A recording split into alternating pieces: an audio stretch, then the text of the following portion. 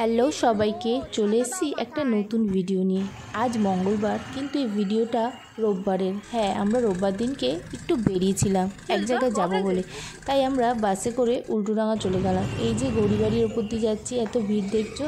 সোমবার, রোববার, বুধবার ভীষণ ভিড় হয়, কারণ এখানে হাট বসে, পুজো তো কাছেই। বলতে বলতে আমরা উল্টোডাঙায় চলে এসেছি আর যাচ্ছি স্টেশনে। কিন্তু গিয়ে শুনি ফোন করে দিদিরা টিকিট কেটে রেখেছে, তাই আর টিকিট না কেটে ওপরে চলে আসলাম। ভুলেই গেলাম জলের বোতলটা আনতে। গরম জলের বোতলটা আনতেও ভুলে গেলাম। আমাদের ট্রেন আসবে 2 নম্বর প্ল্যাটফর্মে, বজবজ নৈহাটি লোকাল। আর দিদিরাও চলে এসছে সাথে সাথে। একসাথে বেরোবো আর মজা হবে না, তাই কি কখনো হয়? আর দিদির ছেলেকে পেলে তো সবাই মিলে ওর পেছনেই লাগতে থাকে। আগেও রেগে যেত, কিন্তু এখনও বুঝে গেছে। ও ওদের সাথে তাল দেয়, ও সবার পেছনে লাগে। ও কি কারোর থেকে কম যায় নাকি? একসাথে দেখা হয়েছে, তাই এক জায়গায় যাওয়ার প্ল্যান করছিলাম, কিন্তু হয়ে আর উঠছে না প্ল্যানটা আমাদের সাকসেস। তার ওপর আগের দিন শনিবার আমার দাদার হাত থেকে ফোনটা পড়ে ভেঙে চুরবার। এসে বলছে আমি শনি পুজো দিইনি আজকে। আমি বলছি তার জন্যই তোর ফোনটা ভেঙেছে। ফোনটা বেশ ভালোই ছিল, বেকার বেকার ফোনটা ভেঙে চুরমার হয়ে গেল। আমাদের ট্রেন 3:08। ট্রেন এখনও আসেনি, 3:10 বাজে। একটু পরেই ট্রেন ঢুকে যাবে। বজবজ নৈহাটি লোকাল।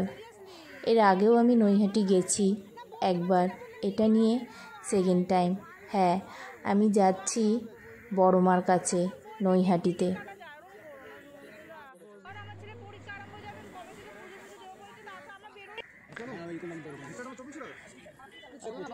ট্রেন আমাদের চলে এসছে।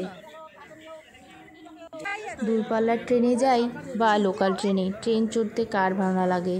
কিন্তু আজকে যা গরম, ট্রেনটা ভীষণ ভিড় ছিল। ভাবছিলাম জায়গা পাবো কি না, কিন্তু উঠে দেখি জায়গা পেয়েই গেছি। বড় মা আমাদের সহায় আছে, আমাদের কষ্ট করে যেতে হয়নি। হ্যাঁ, গরম লাগছে বটে, কিন্তু বসার জায়গা পেলে সব ঠিকঠাক চলে যায়। আর লোকাল ট্রেনে উঠবো আর এই মার্কেটিংগুলো করব না, তা তো কখনো হয় না। লোকাল ট্রেনে ওঠার এই একটাই মজা, যে ট্রেনে উঠলেই এই কুচুমুচুর জিনিস কেনা যায়। আমার ছেলে তো আগেই বলেছে, আগে একবার গিয়ে মজা পেয়ে গেছে, যে আমি ট্রেনে উঠে ডালমুট খাবো, এটা খাবো, ওটা খাবো। তার সাথে সাথে দিদির ছেলেও, ও ডালমুট কিনে নিয়েছে, আর দিদির ছেলে হচ্ছে মৌরি লজেন্স। বাচ্চারা তো কিনবেই, তার সাথে সাথে বড়রাও বাদ যায় না। বড়রাও একটু পর থেকে চালু করে দিয়েছে।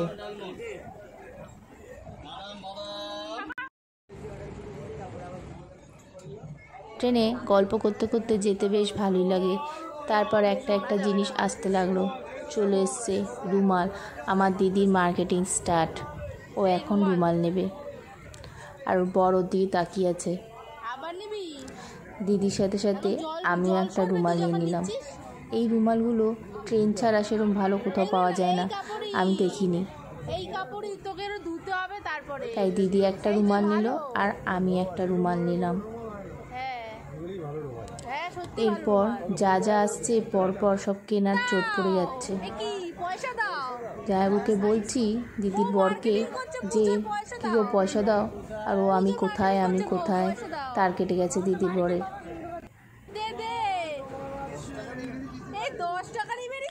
দিদির ছেলে আবার পকেট থেকে 10 টাকা বার করেছে, ও বলে 10 টাকা দিয়ে রুমাল কিনবে। তারপরে এসে গেছে ব্যাগ, এটাও কেনা হবে বলে, কিন্তু এটা আর কেনা হলো না। যা দেখবে তাই কিনবে। এবার এসছে আমলকি। ট্রেনে উঠে এই মজাগুলো বেশ ভালো লাগে। দেখতে দেখতে 1 ঘন্টা কেটে গেল। 1 ঘন্টার মধ্যে তুমি পৌঁছে যাবে নৈহাটিতে।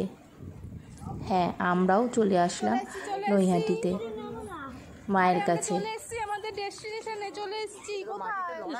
এবার আমি একটু ঢং করে নিলাম। দিদি বলছে তুই নাম। স্টেশনে নেমে একটুখানি হেঁটেই ফ্লাইওভারটা পার হলেই বেরিয়ে পড়বো আমরা রাস্তায়, মেন রাস্তায়। আর ট্রেনের এই আওয়াজটা শুনতে এত ভালো লাগে, মনে হয় যেন কোথাও দূরে চলে যাই ঘুরতে। ফ্লাইওভারের উপরে একটা মাসি ফুল বিক্রি করছিল, আমরা ওখান থেকে ফুলটা নিয়ে নিয়েছিলাম। তারপরে সামনে একটা ফলের দোকান থেকে 5 রকমের ফল গুনে গুনে সবাই নিয়ে নিয়েছিলাম, আর দাদা নিয়ে নিয়েছিল, আর আমরাও একটা একটা করে ফল নিয়ে নিয়েছিলাম। এদিকে আমার বর পিঙ্কির ছেলের পেছনে লেগে যাচ্ছে। পিঙ্কিকে মা বানিয়ে দিয়েছে আর ছেলেকে বাবা বানিয়ে দিয়েছে। রাস্তায় বেরিয়ে বলেছিলাম যে কিচ্ছু কেনা হবে না, এই বায়না যাতে পিঙ্কির ছেলে করে ওরকম আমার বর করছে। এসে গেছে মায়ের দ্বার। হ্যাঁ, চলে এসেছি আমরা একদম মায়ের সামনে। আমরা যেহেতু ফুল কিনে নিয়েছিলাম তাই ওখান থেকে শুধু ঝুড়িতে ডালা, মোম, ধূপকাঠি, সন্দেশ, আলতা, সিঁদুর এগুলো নিয়েই আমরা মায়ের কাছে গেছিলাম। সেরকম লাইন ছিল না। আগেরবারও যখন এসেছিলাম তখনও সেরকম কোনো ভিড়ে লাইন দিতে হয়নি, আর এবারও আমাদের সেরকম কোনো লাইন দিতে হয়নি। সব কটা ফল ফুল আলাদা আলাদা করে ঝুড়িতে গুছিয়ে নিলাম। এবার হাত ধুয়ে লাইনে চলে গেলাম। যেতে যেতেই আমরা পৌঁছে গেছি একদম মায়ের সামনে। বেশিক্ষণ দাঁড়াতে হয়নি। ভেতরে ঢুকতেই সামনেই প্রথমে একটা মায়ের বিশাল বড় ছবি। আগেরবার যখন এসেছিলাম এই মাঝখান দিয়ে সব লোকজন যাচ্ছিলো, কিন্তু এবারে ব্যারিকেড দিয়ে দিয়েছে, সাইড দিয়ে যেতে হবে। সেরম ভিড় ছিল না, মায়ের দর্শন ভালো করেই হয়েছে। আর আমার ছেলের হাতে ডালা ছিল, ওকে দিয়ে পুজোটা দিয়েছি। ভালো করে দর্শনও হয়েছে, পুজোটাও ভালো করে দিতে পেরেছি। মায়ের এখানে গেলে আর বেরোতে ইচ্ছে করে না, এত সুন্দর মায়ের মুখখানা যে দেখতেই।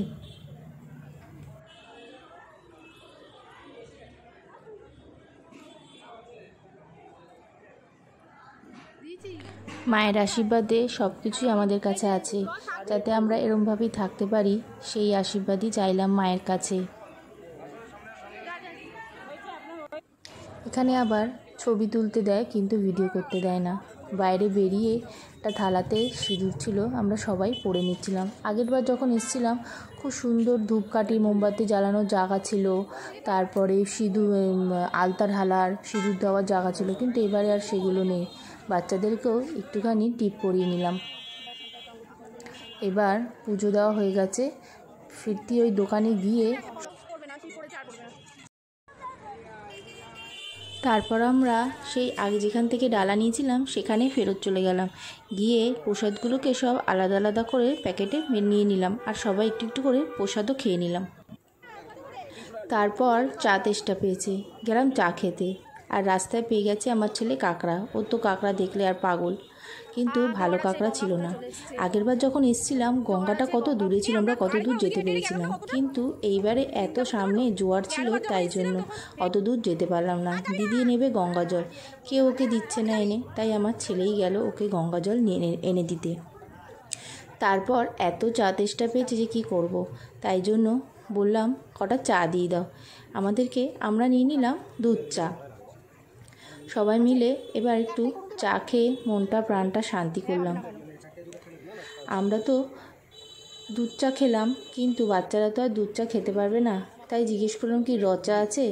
বললো হ্যাঁ আছে। তাই দুটো বাচ্চাকে একটু র চাও কিনে দিলাম, ওরা একটুখানি মন প্রাণ শান্তি করুক।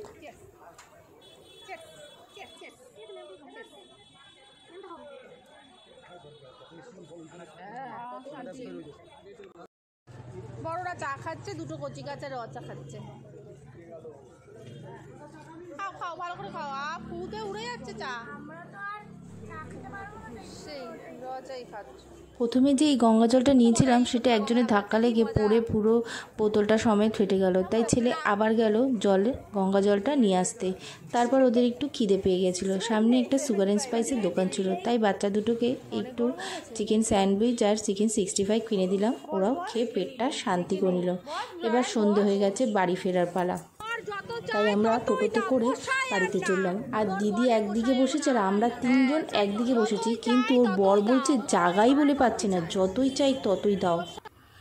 বিকালবেলা যখন এসছিলাম 4টের সময় তখন কিরম ফাঁকা ফাঁকা ছিল, কিন্তু যে সন্ধে হয়েছে দেখো জায়গাটা কিরম জমজমাট হয়ে গেছে। মাকে ঘিরে এখানে লোকেদের কত রুজি রোজগার, কিন্তু কালী পুজোর সময় এখানে একটু পা দেওয়া যায় না। এবার আমাদের ট্রেন চলে এসছে, আমরা এবার যাব বাড়ি।